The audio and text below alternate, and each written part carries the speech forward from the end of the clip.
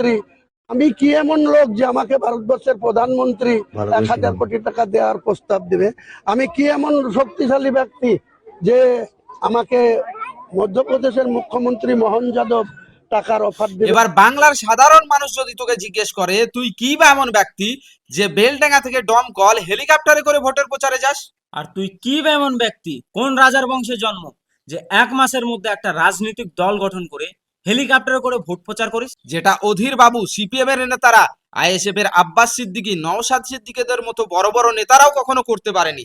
আর তুই কি বা এমন ব্যক্তি যে তোকে ভারতের স্বরাষ্ট্রমন্ত্রী জেড প্লাস সিকিউরিটি দেয়?